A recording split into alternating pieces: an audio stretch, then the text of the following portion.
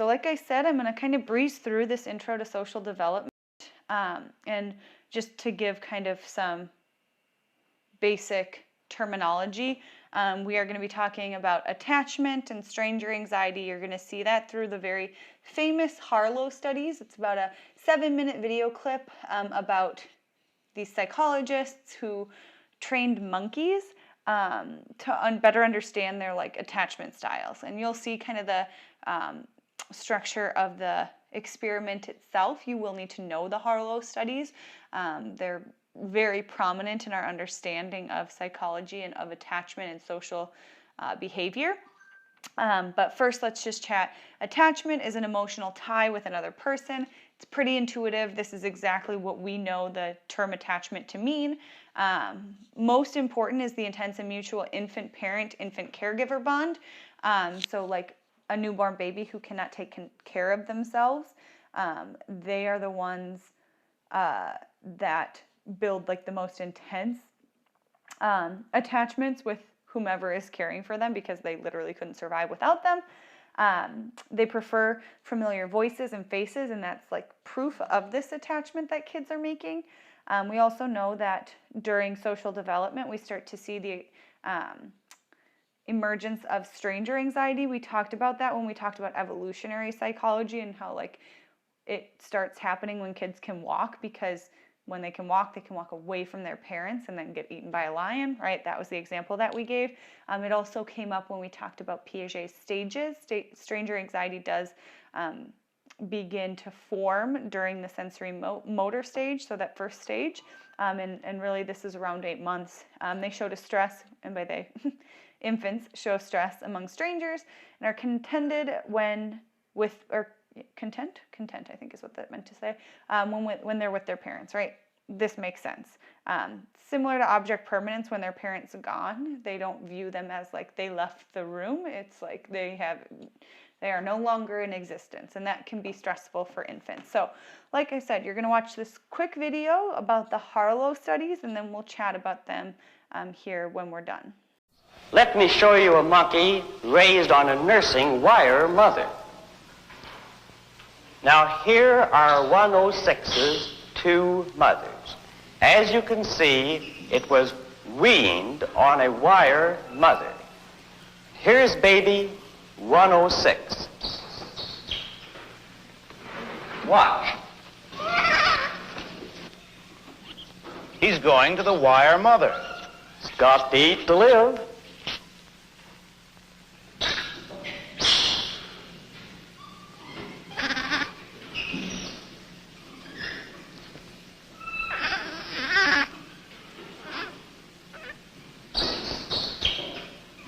Oh, he's going back. He's back on the cloth mother, and he'll stay on the cloth mother. Actually, this baby spends from 17 to 18 hours a day on the cloth mother and less than 1 hour a day on the wire mother. We had predicted that the variable of contact comfort would be a variable of measurable importance, but we were unprepared to find that it completely overwhelmed and overshadowed all other variables, including those of nursing. Frankly, Doctor, if it comes to a choice between wire and cloth, it's reasonable to expect that any child will go to the cloth. It's a matter of creature comfort, like a baby with its blanket. But is this really love? Well, what do you mean by saying that a baby loves its mother? Certainly one thing we mean is that it gets a great feeling of security in the presence of the mother. Now, Mr. Collingwood, wouldn't you say that if you frightened a baby, that it went running to its mother, was comforted, and then all the fear disappeared and was replaced by a complete sense of security, that that baby loved its mother? Now, in this experiment, this is the apparatus we use.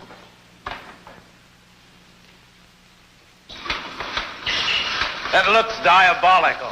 That's just the way the baby monkey feels about it.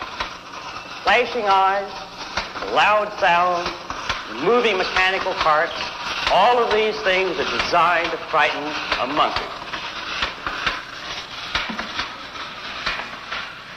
Now here we have a peaceful, resting baby monkey. Let's find out what his reactions to his mother are when we frighten him.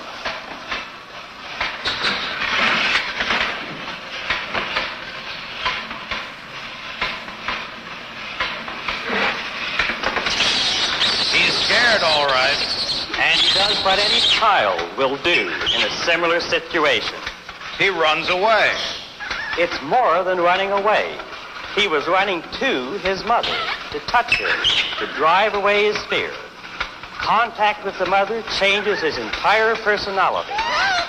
Look, now he's actually threatening the diabolical object. All right. This gives us part of the picture of the strength of infantile love. This is a 6-foot square room with a few toys and other objects. But to the monkey, it's much more menacing. We know that when our own children are taken to a strange place without their mothers, they are often overwhelmed with fear. This room is just such a new and strange environment for the baby monkeys. No mother is in there. Now, let's put a monkey into the room.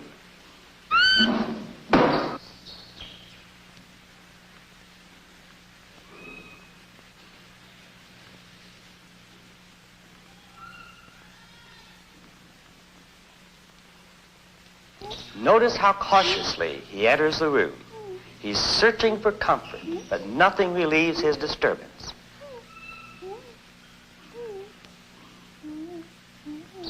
Now we'll take the baby monkey out and put in a wire mother.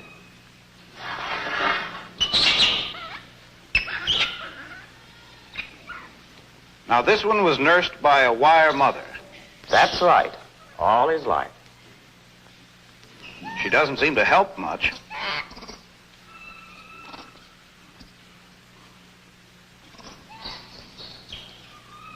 Now, we'll try the same test with a cloth mother in the room.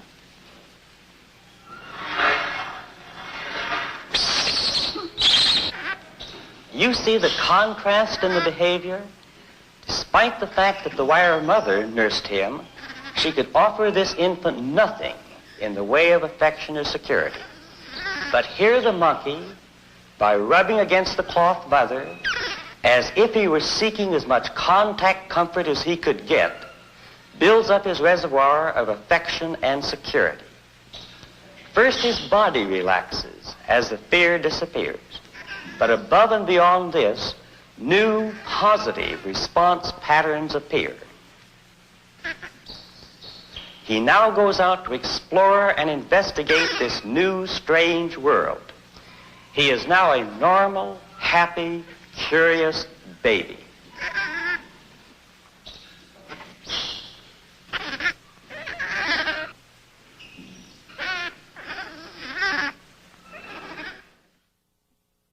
So those were the Harlow studies, right? Obviously, these are pretty old school. In psychology, we do tend to watch a lot of like throwback video clips of experiments, and this is just one of them. The monkeys being weaned on a wire versus a cloth mother. The wire mother providing like sustenance and life, but like the value that comfort and like soft love and affection is really impactful on a baby's development. A few takeaways that we can gauge from this particular study and how it pertains to social development, right? We know that attachment is developed not simply because parents satisfy these biological needs, but because they provide soft and warm body contact. We know that attachment provides children with a safe haven and a secure base from which to explore the world, right? You saw that last kind of experiment piece when they're in a new or an unfamiliar environment. The baby monkey was far more willing and likely to go kind of explore and learn new things under the protection and safety, quote unquote, right? It's a cloth fake monkey mama. Under that safety and protection, more willing to explore the world, right? And we also have seen from these Harlow studies and other studies on development over time, whether it be language development or cognitive development, there is this critical period, which is an optimal period shortly after birth when certain events must take place in order to allow for proper development in many animals. Think about imprinting. Think about the duck video we watched a couple of days ago. We also know this is why babies are told to like have skin-to-skin contact with a father immediately after they're born, right? So like dads are supposed to like hold their child shirtless so that they can have that immediate contact, so that the child isn't only bonding with and like socializing to its mother through nursing and that's that contact, but also with its father. We know that there's a story, it's not a story, well it is, but there is a case study on a girl named Jeannie who, when she was born, was basically like locked in a room. She's kind of referred to as the wild child. There's a documentary, well, a lot of documentaries about her, and she is kind of the premier case study on critical periods because as she wasn't taught language, she wasn't taught like how to interact with people, how to play, how to read, do anything, and that ability never came because she missed her critical period. So just kind of recognizing these are some of the takeaways that we have from these Harlow studies. The last piece here is just to recognize that there is further experimentation that has gone on surrounding attachment, right? It's not just like attachment is important for kids, but that there are different types of attachment, right? Secure, insecure, and anxious and avoidant style insecure attachment. So this was work done by Mary Ainsworth, and this was when a child was put into a strange situation test. If a child had a secure attachment with a parent or a guardian or a family member, most children feel distressed when the mother leaves and seeks her contact when she returns. That's just a normal child developing attachment for a parent, right?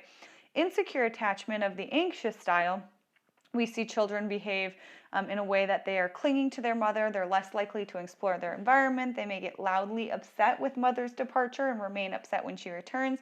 Right? These are like the separation anxiety, that like the dramatic child throwing a temper tantrum when mom leaves her at daycare or leaves him at kindergarten or whatever. That would be like an insecure attachment of the anxious style. And then the last one here is an insecure attachment, avoidant style, which is seeming indifferent to mother's departure and return. This is oftentimes from neglect and abuse and other kind of more negative behaviors that a parent is portraying, whereas the anxious style would probably be more like a helicopter mom as we have come to know them today, or like an angry kind of temperamental mom who might get upset with temper tantrums or whatever. So these are just different types of attachment styles, and they pertain to our understanding of social development, in that they're giving us further insight into how children, infants, little kids, toddlers relate to the people around them. So like I said, that's a short intro. We're going to kind of shift our gears here and watch babies.